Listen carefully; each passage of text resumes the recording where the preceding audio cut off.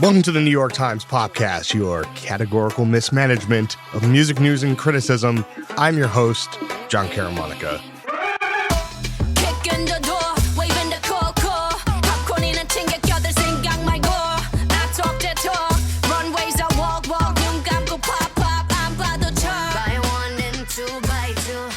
Welcome, all blinks. It's the K-pop girl group episode of Popcast, which I've been wanting to do for a while. Also, a lot of y'all have been clamoring, itching, perhaps, for a K-pop episode. And finally, here we are. You were listening to Blackpink, that's Pink Venom, from the album that they put out a few months ago, which, oh God, here, we're just going to get into it, which was lightly mid. But there's a lot happening in the world of K-pop girl groups. There's a lot of exciting new acts, younger acts expanding the musical vocabulary of the space. And we're going to talk about all of that today. Tamar Herman is here. Tamar, first of all, welcome. First time on Popcast. Thanks for having me. I'm really excited.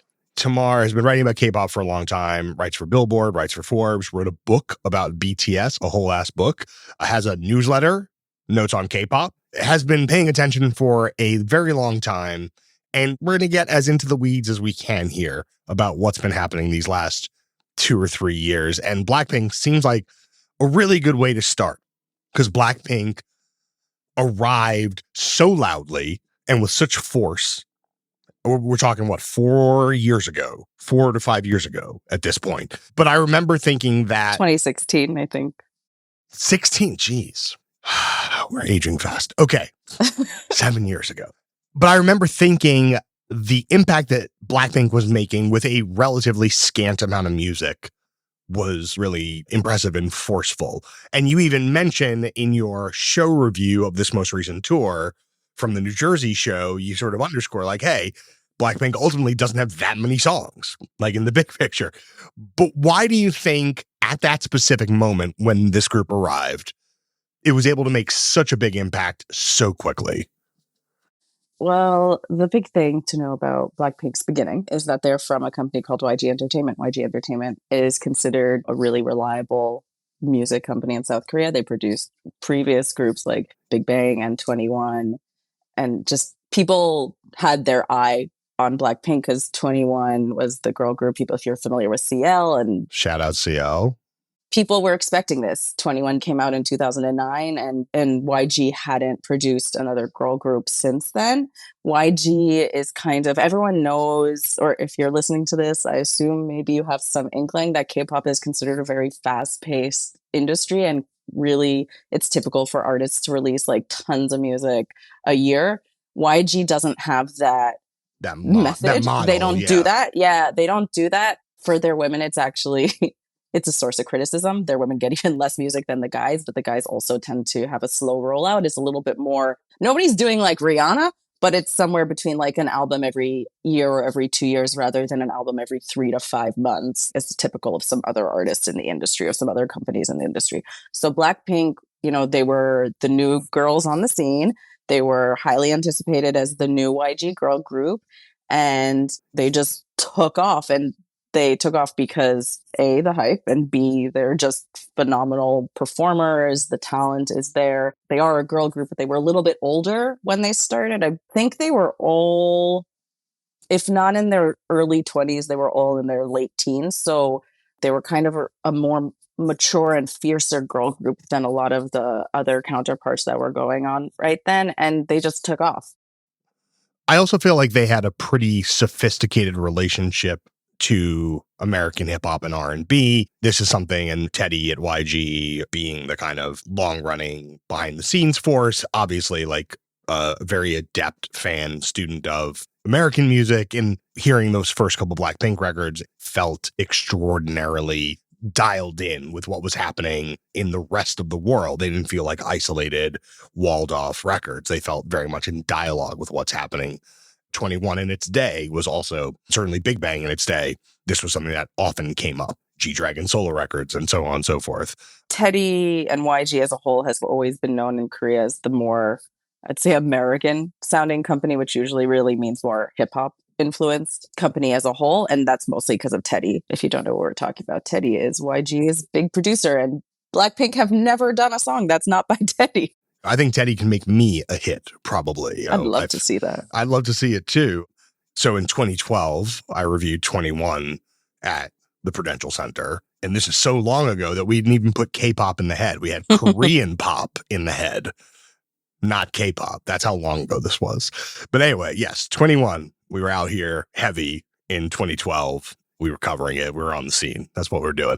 Now, Blackpink got very, very big with those first few singles, right? Number one, and that first album. But then COVID happens and things kind of dissipate and go away.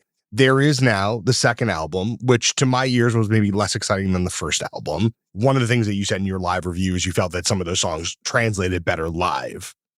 Yeah, for sure. I did a year-end roundup for my Notes on K-pop newsletter, and I did say, I think if you're like a diehard Blink, this was probably the album you were waiting for. But if you were waiting for like some big extravagant shift musically after a few years delay, then this wasn't that album. Like, this is Blackpink. You don't like Blackpink because you want them to become something other than Blackpink. That was the feeling I had, which was this is so Blackpink that personally I would love to see them do something more. So I'm like a little bit sad, but at the same time, it is a good Blackpink album and it was really great. It was like one of the best concerts. I haven't been to that many concerts since the pandemic, so I guess I can't really say that. But it was a really great concert. I've seen them in Newark when they were here before COVID, and you could really see the energy was better. The songs really fit them and really suits them. So even though I do have that criticism, which is like, I would love to see Blackpink or just like anyone at YG like do something that's not like a little bit different. Yeah, like Teddy is really good and Blackpink is really good, but let's see something a teeny bit new maybe. YG is infamous for their female acts really not getting a lot of songs and not getting a lot of opportunities to kind of develop their sounds beyond like the hits. If you look at 21's discography, it's mostly the hits also. And Blackpink has way more B-sides, which is actually really nice. But solo-wise, they each have only one, and there's a big gap in between. So there is that feeling like if we're having this whole gap, shouldn't we be developing a little bit more? But also, they're really good at what they do, so I'm not going to criticize them. One of the things that I struggled with Blackpink, especially on touring on the first album, was the gusto of the songs was not always reflected in the gusto of the performance. And I couldn't help but maybe read that as a little bit of a meta commentary on potential fatigue of this model, this business model, this aesthetic and sonic model. To me, I felt like here is a group of evidently deeply talented individuals being pressed into service to do a thing that maybe is not the best thing for these people to be doing. And again, that's like a lot to read into like one show, but I do occasionally feel that way when I see artists in any medium. Not everybody is doing the exact thing that maybe they're best at or most excited at, but having seen generations of K-pop concerts coming through New York, there was something like almost like Rihanna-ish about the Blackpink show, which is to say, not quite as present and engaged as you might expect from the music. Did you feel that this time?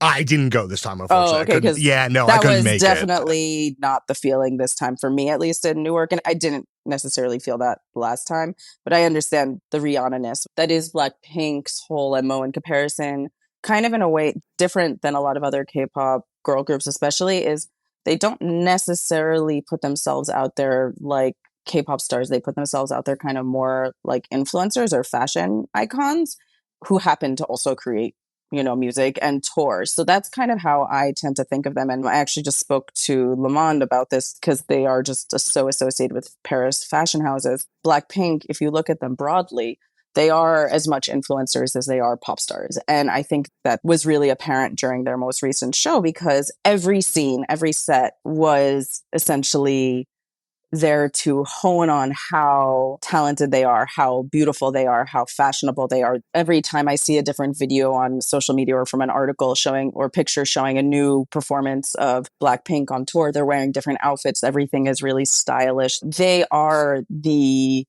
queen bees of the pop girls nowadays on a global scale. Like you wouldn't have a fashion show without them being there. That's kind of the feeling. But they're also putting out these songs that get your energy up. Everything is just very intense. they're not necessarily engaging the way that we think of K-pop stars. K-pop stars, they're all day long. People are posting content of them on social media apps talking with fans. And that happens with Blackpink, but everything is a little bit removed. Like other K-pop stars do, a lot of like reality TV shows, variety shows. Blackpink doesn't do that as much. Blackpink is on Instagram. Blackpink is both like I said, the fashion icons and the pop stars. That's who you get as Blackpink. And I think that really works for them. I do wonder, this change that you talk about them being kind of as much influencers or fashion icons who happen to be performers as well, on some level, is that an option that's available to this group that was not available to 21 simply because of how vast the spread of K-pop was in the mid 2010s? The thing that really changed between Blackpink and 21, aside from like an entire generation of pop stars, was nowadays K-pop stars are now known as fashion icons, just like Blackpink, and more are likely to wear luxury brands on stage. So like the most iconic shot, I feel like, of 21, well, there's a lot of them, but like one is of, I think it was CL wearing like a unicorn across her chest. Like it's just a unicorn that's like riding off of her. And like when they debuted, Dara had literally like her hair was sticking up. It looked so alien, like you're coming out of a sci-fi movie. Her hair is just like sticking straight up on top of her head. And there was a very sci-fi concept. Whereas when Blackpink debuted, it was high fashion. They've almost always been associated with luxury brands. And now that is the norm for K-pop. So it's kind of depicted this entire shift of the industry is more towards fashion rather than that avant-garde experimentalism that the previous generation of K-pop kind of was. If you're a popular K-pop star, you have a luxury brand associated with you. Like right now, like in the past few weeks, like a bunch of BTS members, a few other K-pop stars were just announced as fashion ambassadors. This is just something that has now become the norm, whereas, it used to be more stage costumey. You never used to see luxury names anywhere on K-pop stars, and now they're everywhere on K-pop stars. Do you feel like Blackpink is long for this world? Of course, I want them to be. That's not about want. I just like, there's something about that reluctance makes me think like, I don't know. And again, this is not a shot. Like I stan Jisoo, I stan Jennie. It's nothing about the individuals, but I do wonder if 5 years from now, we'll be listening to Blackpink songs or not, like new Blackpink songs. It feels like no. Maybe it's because of the slow roll of music, or maybe it's because it always seems like there's one eye on some other prize with this group. I'm going to like kind of question your interpretation of their reluctance, because I don't really ever feel reluctant from them as much as like the cool girl Parisian chick. I'm aloof. Like I'm not going to be like, I've never felt reluctance from them. I felt, there's been clear times where, in their Netflix documentary, even Rosé is like, I want to, create different sort of songs with my guitar. They seem sad. I'm sorry. They seem sad in the documentary. Like, let's just say it. I'm going to get assassinated for talking about this. But like, they sad. That documentary was, to me, they seem sad. That documentary was an interesting documentary because I didn't really think it showed a whole lot about what Blackpink are or who they can be, but it was an interesting tie into Coachella. That's really all I can say about that documentary. Oh, that's interesting. I felt differently. I felt like it allowed a kind of flexible human lens on something that you don't always get with the albums and with the shows. And I've watched their other contents, and like when they're just like joking around, it's just a totally different feel. I like watching entertainment, like variety shows of K-pop stars. So I think that your question about Blackpink kind of continuing, the truth is that K-pop, especially girl groups, have a time limit, and that is their contract renewal period ends at 7 years. And typically, K-pop female acts do not renew. Typically, girl groups, the companies don't see them worth the investment. That is really changing, and Blackpink is such a prominent girl group IP, if I could say that. There's so much interest in them still that it would be really dumb, I think, for YG to get rid of them. But traditionally, first of all, YG is, for all the good that they do, they have been really not great at maintaining their female artists' longevity, to the degree that anytime a female artist has joined the company, they typically leave them with very few songs afterwards. So the company is not known particularly as the most female friendly place. So there is a new girl group coming called Baby Monster, which is very interesting. Their youngest, I don't know if she's youngest, but they just revealed a 13-year-old member. And so far, the other members have all been in their mid teens. That's very young. Yeah, it's kind of the trend now. NewJeans is also pretty young, but not that young. NewJeans is young. Yeah. It creates longevity for careers. So that's the thinking. Basically, if there is the 7-year rule, is the thinking better from 13 to 20 than 19 to 26, basically? I don't know, because it's not like that really mattered for Blackpink. I think it's just they had Blackpink. So just generally, if you're a company producing another group while you have an active group, you have to come up with a different thing. So this one is Baby Monster. And I think the baby is like the youth, like the young thing. There's been a lot of K-pop groups in recent years that kind of try to hone in on that youthfulness of their audience, because K-pop's audience is broad, but there is always a teenage aspect in kind of the feeling of producing pop groups like boy bands and girl groups. Teeny bopper, that's the stereotype. So there is that push for that. But I think that Blackpink has like the weird, and I just think everyone from this generation is going to have that weird, we had a weird gap of 2 years in the middle of our career. So you mentioned earlier that you feel like Blackpink only came out a few years ago, but it was already almost 7 years. And so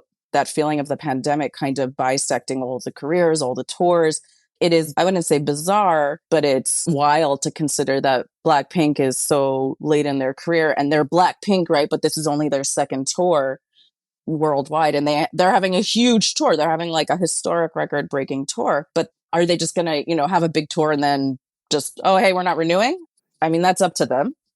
We mentioned the documentary before, and you said you thought they felt sad, but what is a narrative with K-pop? You never know with these documentaries. And of course, it's sanctioned product. If Rosé got on Instagram Live and was like, I'm quitting YG right now, I'm not saying that Rosie is saying that. Yo, free Rosé. Sorry, free Rosé. She likes her guitar. Free Jisoo. Free Jisoo. I think that the thing with the contract renewals, the thing that we do see is when a group has the contract renewal period, afterwards, they get a lot more creative freedom, because those original contracts they usually signed when they had no standing whatsoever. So when a K-pop group renews, which happens now more increasingly, like you see a whole slew of new productions, like everybody in a lot of boy bands, after they renew at 7-year mark, that's when solo albums start coming out. So that that the contract renewal included, not only will they get X amount of albums in the next few years, but each member who fights for it for themselves will get an album or get a solo or something. So I think that the pandemic kind of put this drain on Blackpink's career in like that regard, where they were, I wouldn't say they were sitting down, they were working on the album ostensibly, but because they couldn't tour, it does feel like they held on to this album until they could tour again. And fans, I was one time in Korea and there was literally a protest truck outside of YG Entertainment. Fans were like, give us the girl solos. Like seriously, they hire ads to be like, you promised us, like the company has had to release statements. No, we promise you that Rosé and Jennie and Lisa and Jisoo will all get solos this year. And then they haven't delivered. So fans are annoyed. Wow. These are like the Fiona protests, yes. The Fiona Apple protests. So they announced that Jisoo's getting a solo this year, so that's exciting. Hopefully they deliver it. But I do feel like I just feel like unless the girls want to go their own way, I think that nowadays we see a lot of K-pop groups realizing that as much as they each have their own values, the group is kind of, the identity is really important to maintain. So now you see a lot of groups renewing or going off on their own with the country's kind of blessing, like a group like GOT7 left JYP Entertainment, I think it was early last year. They had I'm sure there was a lot of contracts about rights and everything, but it was with the company's good wishes, like, okay, we raised you and now go do your own thing. Like we're kind of, go our separate ways. That company tends to do that a lot with artists after they think they peaked, and then they usually do great things afterwards. So it's just the development of K-pop stars nowadays isn't as straightforward as it used to be, where it used to be the companies were more dominant from start to finish of a career. Now the careers are continuing. Either the artists are gaining more rights and getting their control of the company. So you'll see a lot of artists at SM Entertainment. Usually if the artists renew, they get shares in the company, and they tend to, if they stay even longer, they tend to get like actual titles of the company and take on roles. There's so many stereotypes about what K-pop is and what it isn't, about like youth training and all that. And I always think of it like, if you consider it like they're interns and associates, and then later on in their career, they can become managers or go up to being CEOs, because a lot of K-pop stars do launch their own companies eventually. If you think of it as that business model, kind of, I look at a K-pop group as like a team within a company. And that's the easiest way, I think, to describe, everyone's like, they're a cog in the machine. If you think about them being a team within a company, okay, that really makes it a little bit more, I think, palatable for critics. But paradoxically, the interns are the ones that have the most fans and the managers don't have fans. So sometimes, hey, SHINee has one that the members try to set up and get him married off. So never say never. Let's go to a break real fast. Let's go with a Blackpink solo song. Let's listen to Lisa, This Is Money. My money moves, money I choose, sleeve my shoes, walking on you, my money rules, my money moves, money I choose, watch on my walls, yes, and dollars, we're dropping on you.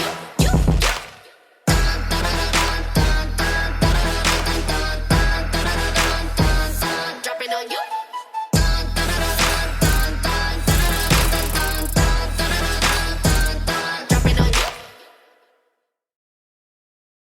We're back. We're talking K-pop girl groups. Tamar Herman is here. Let's maybe expand a little bit. In your estimation, to what degree did Blackpink have a broader impact in how K-pop girl groups were evolving, either sonically or just structurally? So a few years ago, I wrote an article for Forbes. I don't remember what it was titled, but it was kind of punny because there's a song called The Boys by Girls' Generation. And the first shout out from it is Girls Bring the Boys Out. And at the time when I wrote this article, I want to say it was in 2017, boy bands were touring in the US and no girl groups were to be seen. For girl groups, really, you barely ever had any girl groups touring. And then, of course, pandemic happened. But pandemic aside, you just had the first stadium tour ever in the US by a K-pop girl group. That was Twice. And Blackpink is having this huge major tour, and a lot of other K-pop girl groups are touring, even smaller ones. But for years, even the biggest names wouldn't tour. Because of a perception of lack of audience enthusiasm, or just because the labels were not offering the support for touring? All of the above. And there's always been this perception that K-pop boys make money because they bring in the female fans who will spend. But the most successful K-pop girl groups historically have always been the ones that have the biggest female audiences. So 21 and Girls' Generation had those audiences. I'm not saying only female, but heavily female dominated audiences. Like if you think of what makes a boy band successful in the West, you always think of females. In K-pop, that is true, but they never necessarily targeted those audiences. Should we listen to a 21 song? I feel like we should remind people of what that energy was like. Well, they did say, I am the best. Who are we to call that into doubt? All right, this is 21. I am the best. Oh my God. 누가 봐도 내가 좀 죽여주잖아. Right. 둘째 가라면 이 몸이 서럽잖아. Right. 넌 뒤를 따라오지만 난 앞만 보고 질주해. 네가 앉은 테이블 위를. There was this whole generation that 21 was part of different types of girl groups. I actually just wrote a whole article about Girls' Generation making a return recently. First K-pop app signed to an American major label, Yes. Girls' Generation. They had the boys. I remember seeing the ads in Times Square and being like, what is happening? Perhaps a touch too early for the maturity of the American marketplace at that time. Yeah, they still got on Letterman. It was very random performance at the time. Yeah, I remember feeling that. I remember watching it in my college dorm and being like, this is just bizarre. But it was great. And I always loved Girls' Generation. I've written about that quite recently because they just released their 15th anniversary album. But the girl groups of that era, of like Girls' Generation era and 21's era, they were very distinct. Either they were kind of flirty, sexy, girlish, kind of targeting male audiences, or they were groups like Girls' Generation and 21, they were two paradigms, which was girls next door who you could be friends with and the girls you want to be. So that was Girls' Generation and 21. Obviously, they didn't have those marketing stamped on their head, but that was always the feel. And those were the girl groups that really took off, generally with longevity, with like fan bases built after them. So it's kind of like how boy bands tend to get fan bases. They were proving that the longevity of female groups could also have these big fan bases of female fans. And companies didn't really catch this. When I wrote that article for Forbes a few years ago, I remember speaking to people and they were just like, yeah, people just don't think that the audiences are going to come. They don't think that these girls are going to show up for girls. Like the people who spend money on K-pop internationally tend to be female heavy audiences. We don't think they're going to come. Nowadays, I don't think the audiences are only female. I think at Blackpink, definitely the audience was pretty close to 50-50 visible gender split. But in general, there was this big kind of schism is a little bit intense, but in between that generation of K-pop girl groups and this generation of K-pop girl groups, people realized, hey, girls like girl groups. So if 21 was the Spice Girls of that generation, you know, they were edgy and they were kind of cool. Now every girl group kind of has a little bit of that in them. So now you have this thing called girl crush, which is like essentially these girls are so cool. That's it. Before we kind of get into the sort of newest generation, you mentioned Twice earlier. Can you talk a little bit about how Twice functions in this particular way? Twice struck me as, even though it's roughly Blackpink generation, not necessarily trying to solve the same problems that Blackpink was trying to solve.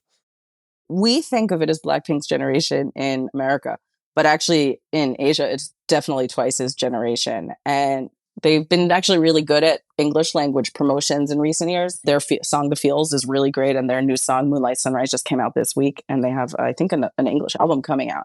And they've toured really well in the US. They had a stadium show in LA last year, and they have a more typical K-pop girl group paradigm originally, which is, you know, a little bit more girlish, flirty, targeting what people think of as like girl group, quote unquote.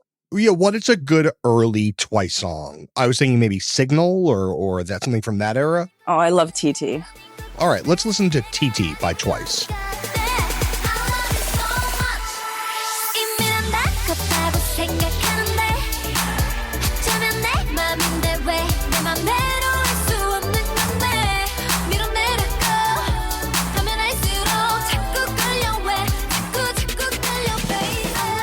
So you had all of these songs that were very, I want to say a little gimmicky, and then Twice developed, like they matured over the years. So they started songs that were a little bit more either aggressive or a little bit more emotional. One of the members took a break for her mental health, and they came back with a song that was about pretty much mental health. They have developed over the years to being a little bit flirty and a little bit sexy, like seeing them perform in LA. Like half of the show was literally the crowd, like cheering on the members, getting into their feels and just having fun. You know, this was almost the paradigm of I want to say like male gazy girl group from day one, but they've really developed over the years. So you have these two total different girl groups, Blackpink, which was always kind of a small girl group with 4 members, and then a whole kind of fashion queens identity from day one and cooler than you. And then you had Twice. There were 9 members. They were girlish. Blackpink songs have always been a little bit more bombastic, whereas Twice's songs were always a little bit cutesier. Blackpink songs feel like 5 songs having a collision at an intersection. That's the best of K-pop songs. Yeah, it's like these are my, my favorite Big Bang songs like that. It is very striking to listen to Twice songs and other girl groups that are up against Blackpink songs, because Blackpink songs feel like they've arrived to like stomp on those other songs. Like they almost feel like pointedly in retaliation for those songs sometimes. Sometimes. I think the thing that is really different is the scale. And if we think of TikTok videos, the hook has always been really important. K-pop was already doing that ages ago, because when K-pop kind of took off on YouTube in the late 2000s, it was all dance videos. So you always had that like viral moment in the music and in the songs. So Twice, literally their songs are built for that. Or their early songs were like, if you just hear the titles, TT, Knock Knock, Yes or Yes, like the songs had kind of a rhythmic pattern to them that was meant to get caught in your head. Like I am humming the songs in my head as I speak. Blackpink songs, they have that too, you know. But if Twice is supposed to get stuck in your head, Blackpink is supposed to get like stuck like in your kind of energy. I'm not explaining this well. Like they are supposed to pump you up and Twice are supposed to keep you company. But I think that what Twice and Blackpink represent, kind of like how Girls' Generation and 21 represented different paradigms of what female groups can be in this K-pop world, they both developed differently. Twice really, if you look at them now, like they are a really different group than where they started out, but it feels like a maturation of them, which is, I think, a really great thing to have witnessed. But now you see girl groups that are showing up, and the new generation is finding a middle ground. So if the girl groups of the previous generations were kind of really I am this one thing. I am Blackpink. I'm Twice. These girl groups, of course, they have their own identities, but they're a little bit more in between. Like, I'm the cool girl, but also I can be your friend, and I'm gonna, sing about. I mean, NewJeans literally, their one of their music videos for Ditto was dealing with mental health. But then they also have a song called Cookie, which caused some issues, apparently. It did cause some issues. If you're listening and you're unaware, there was a lot of backlash from overseas fans about what the euphemism for cookie, whereas in Korea, a lot of people were like, no, this is a really like innocent, harmless thing. And it's like implying that they're baking their career. That's the split. The people who were the most stressed about that were overseas fans, not Korean fans. The official PR was that the term for making cookies and making music is pretty much, I think it was officially burning a CD or something, because they have a whole Y2K concept, but it was something like that. But like when I've talked to Korean friends of mine, they're like, no, I don't understand why people are upset. Like literally, like I thought it was so cute. Yeah, I would invite friends over to, come and chill after school and have some cookies. So there was a total disconnect online regarding NewJeans, that song. I just think the music is really good. Yeah, music's great. I want to come back to NewJeans and Le Sserafim. We should touch on Aespa, ITZY, IVE, like the next wave of girl groups. What do you see happening in that generation? Because I feel like you're starting to see a light return to eccentricity, but each group taking on like a slightly different approach to it. But it does feel like there's more character work going on. I don't know if you want to say 2018 to 2022 generations of girl groups. Oh, K-pop generations. That is a whole other conversation. Okay. There's like official generations. What you see right now with K-pop girl groups, when I mentioned previous, I'm thinking like Girls' Generation in 21. You had a concept per each album, and Twice started their career like this. So each album had a different feel. There was usually a sonic element that felt really familiar, but sometimes they'd go totally like a totally different direction. You're like, how is this the same girl group? But it would work. But it felt like they always had their brand that was off camera and off stage, and then they had their stage concepts. So now they're kind of embodying it across the board. You're always seeing them in the same way. Like this girl group is living their concept. And so like ITZY and another group, Stacy, they kind of have a very girl power, forthright nature that is across their musics and across their videos and across the outfits that they wear and how they portray themselves publicly. Let's check in with ITZY. Tiny bit of quirk in ITZY, which I like a lot. This is Racer.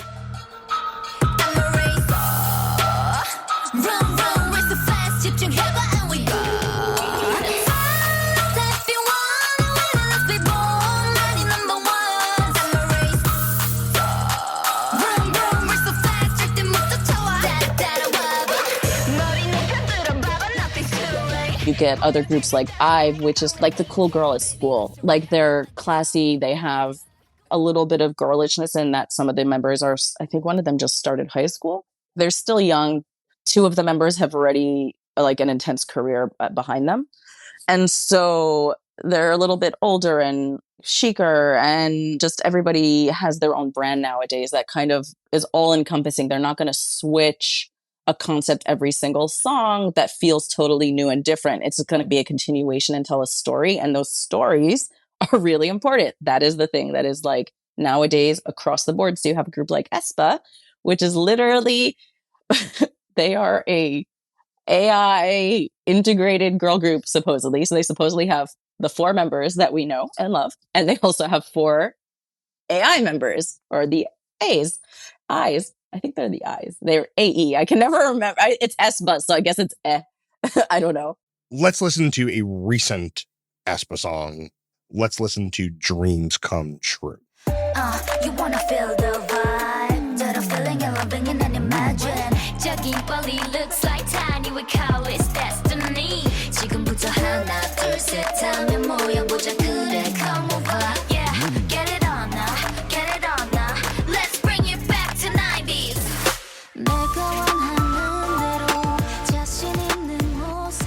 If you ask SM Entertainment PR, they will tell you that they have the 4 members and they also have the 4 virtual members. They will act like it is 8 people, but it's obviously not. That was the original PR. I don't think they do that anymore. But it was this push to create first of all, IP off of K-pop groups is very lucrative nowadays for these companies. So creating something that you don't necessarily need the face royalties, like you don't need image rights, but also SM Entertainment has, which is who produces Aespa, they've always attempted to tell stories. Storytelling is really important for a lot of K-pop groups. BTS is famous for this, but other groups like SM had their boy band EXO, which started out with an alien concept. They came from different planets. And this is like very typical for K-pop, but this new generation really incorporates it into their songs and music videos. And it's Marvel or any fantasy series where you can pick up a book or watch a movie without knowing the whole thing. But people who know the whole thing know everything, and they look to find all the little treasure details. That is where we are for K-pop, where you're seeing these big picture stories, whether it's, intentional or not. Because sometimes, like, seriously, sometimes like these companies are just like hoping that someone finds something, I think. But a lot of the times they are really intense. Like I just was at an AT's concert and they have this whole concept with pirates and outer space, and they literally showed up on stage with a pirate ship, and it was really cool. And like they brought a ship as part of their stage structure, and there was also a moon hanging, and then the moon was in a music video the next day, or not the next day, a few weeks later. So you have these whole overarching branding of girl groups nowadays that's a little different than in the past, where obviously they're a band, they have a brand, but now the stage stories that they're telling through their music and their music videos is supposed to connect with who they are off stage and the messages they share with their fans and how they represent themselves. So there's just a lot of more, I want to say, integration between the conceptualization of K-pop girl groups nowadays versus it being short term from previous generations, where it's like you have this album with this concept. Now it's like you'll have a concept for your whole career. You mentioned IVE. Tamar, what's a good IVE song to get people situated with them? It has to be Love Dive. All right, let's get it.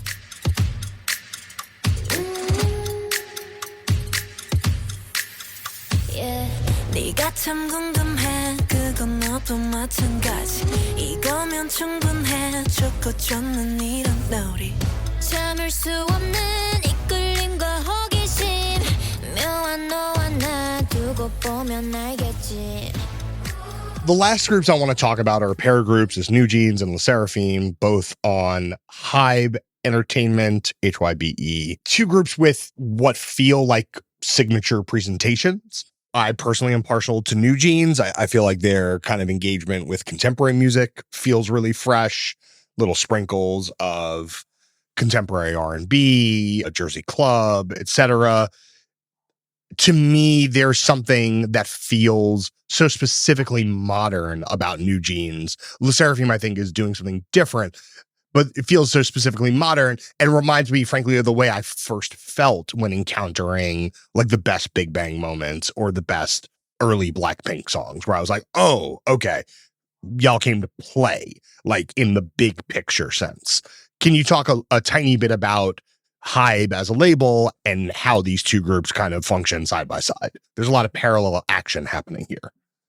NewJeans and LE SSERAFIM both debuted last year from HYBE's subsidiary labels. HYBE is best known for being the home to BTS. It was formerly Big Hit Entertainment, and now it's Big Hit Music under HYBE. But LE SSERAFIM is produced by Source Music, which is best known for previously producing G-Friend. NewJeans is from Adore, which is a new company that is also under HYBE, but it's headed by Min Hee-jin, who was formerly at SM Entertainment and involved in the creative decisions there for many years. So she was very impactful in the company. And so this is pretty much the first group that she's producing, and she's producing it under the HYBE auspices. So the thing that we're seeing nowadays is a lot of K-pop companies are doing this thing where they're producing two groups at the same time, or have different teams under their companies producing different groups and focusing their whole attention on that group. But it keeps like the ball rolling.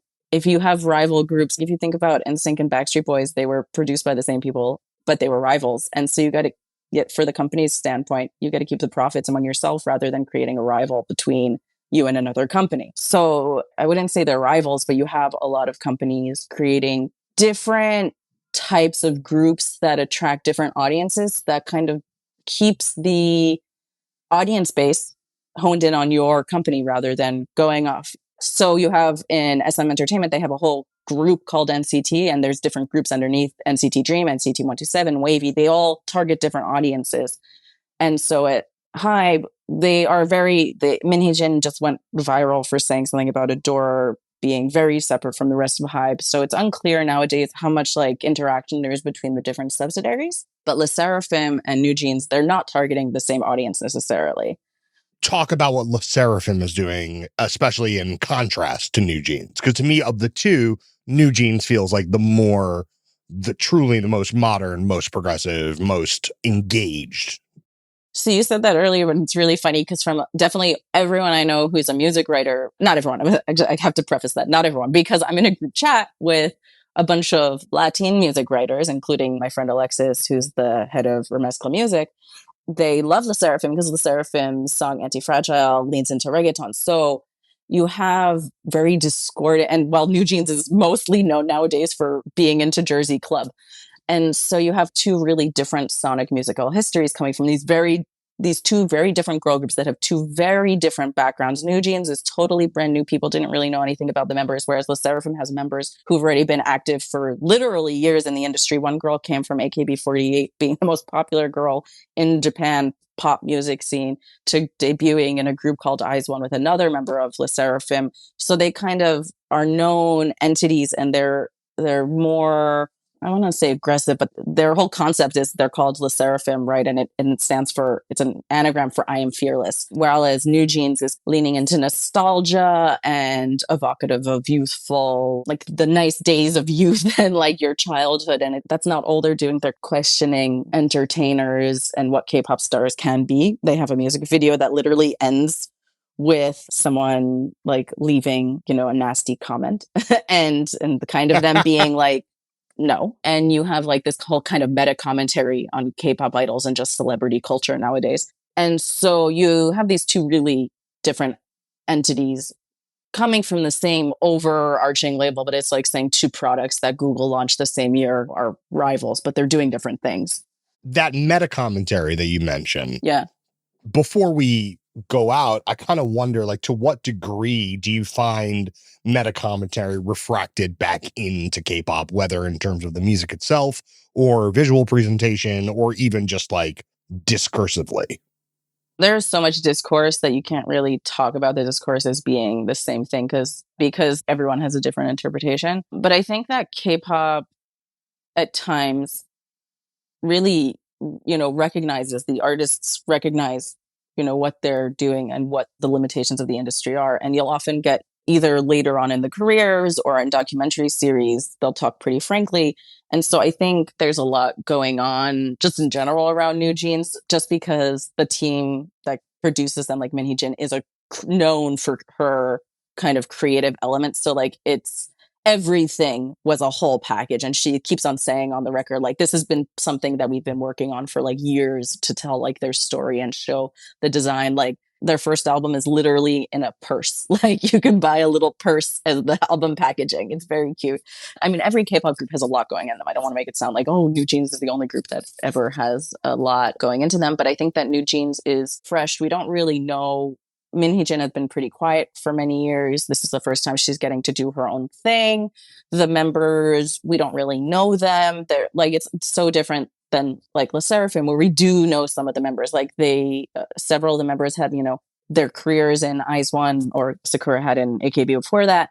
So they're a known entity, whereas NewJeans is brand new. So I think it's the storytelling that they're doing, the meta narrative that they're showing or hinting to at times, or definitely showing at other times. I think it's an interesting exercise to see how the audiences react to it.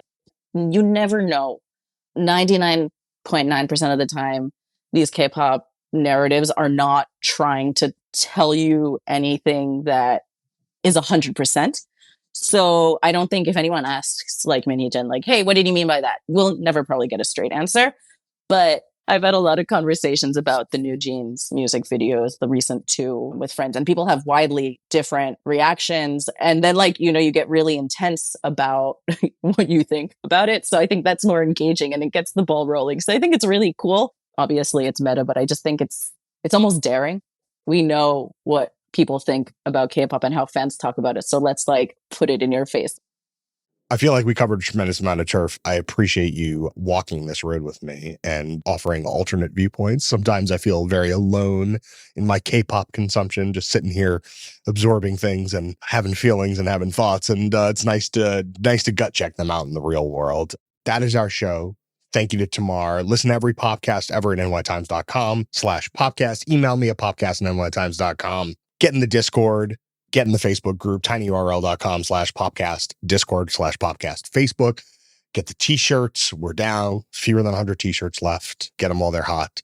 It's thepopcast.myshopify.com. Subscribe anywhere you get your audio content, Apple, Spotify, et cetera, et cetera. Our producer, of course, is Pedro Rosado from Headstepper Media.